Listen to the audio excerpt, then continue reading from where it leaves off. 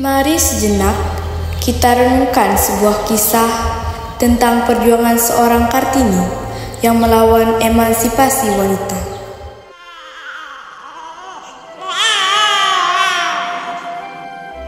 Raden Ayu Adipati Kartini Jojo Adiningrat lahir dari keluarga ningrat keturunan Jawa pada 21 April 1878 di Jepara, jauh dari kemerdekaan yang pada masa itu masih disebut Hindia Belanda. Ayahnya Raden Mas Adipati Aryo Sosoningrat adalah Bupati Jepara, sedangkan ibunya bernama M.A. Ngasirah. Karena berasal dari keluarga ningrat, Kartini bisa bersekolah dasar di Europe Learning School atau YLS. Disinilah pengetahuan Kartini semakin berkembang. Bahkan ia sudah bisa memahami perjuangan pejuang wanita India, Bundita Ramanda. Awal 1892, ia lulus dari YLS pada usia belia dan menghabiskan waktu pingitan dengan membaca buku yang dikirimkan kakaknya Suso Kartono, terutama karya sastra feminis dan anti perang seperti karya Gokup de John van Beek, Bertha von Suttner, Van Eden, dan Max Havelaar karya Multatuli yang menumbuhkan pemikiran maju ala perempuan Eropa pada diri Kartini. Masih banyak persepsi dan nilai modernitas yang Kartini lihat dari kehidupan Nyonya Mary Offensware dan dari buku-buku yang telah ia baca. Dahulu, norma komunikasi dan tata krama mengharuskan istri tunduk pada suami. Namun, Kartini menekankan kesetaraan antara perempuan dan laki-laki. Sikap pemberontakan Kartini terhadap tradisi konservatif mempengaruhi dua adik perempuannya, yaitu Rukmini dan Kardinah, agar tidak terjebak dalam tradisi yang merugikan perempuan. Kartini yang dikenal dengan prinsip egaliternya disebut kuda kore atau kuda liar oleh keluarganya.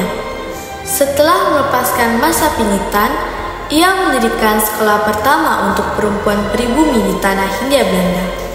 Meskipun awalnya hanya satu murid, Kartini tak menyerah dan terus mengajak orang tua di Jepara untuk mendaftarkan anak perempuan mereka ke sekolah tersebut. Lambat laun, jumlah murid pun kian bertambah. Sebagai pelopor gagasan-gagasan yang radikal, ia dengan tegas mengkritik adat istiadat yang tidak menghormati kesetaraan. Kartini yang mendorong kemajuan rakyat di Jawa, terutama di Jepara, dihadang oleh kaum aristokrat yang merasa superior di masyarakat. Pada suatu hari, Kartini bermimpi untuk melanjutkan pendidikannya di Eropa.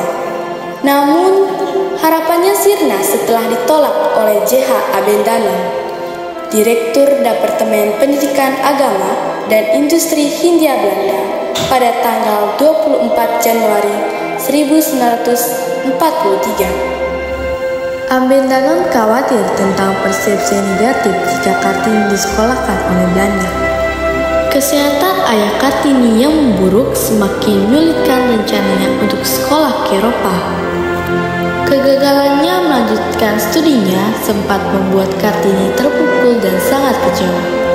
Pada pertengahan tahun 1913, Kartini terhalang untuk melanjutkan studi menjadi guru di Batavia karena ia menerima surat lamaran dari Bupati Rembang, Raden Adipati Joyo Diningrat.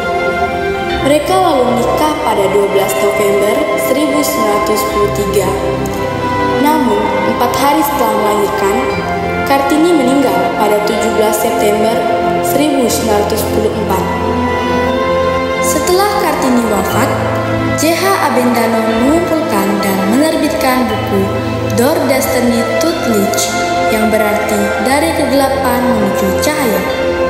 Buku tersebut berisi surat-surat Kartini yang dikirimkan kepada teman Eropanya.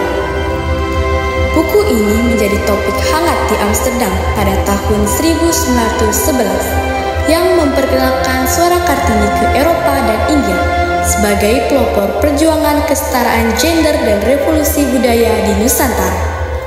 Pada 2 Mei 1964, Presiden Soekarno menetapkan Kartini sebagai pahlawan kemerdekaan nasional dan menetapkan Hari Kartini pada tanggal 21 April melalui keputusan Presiden Republik Indonesia nomor 108 tahun 1964.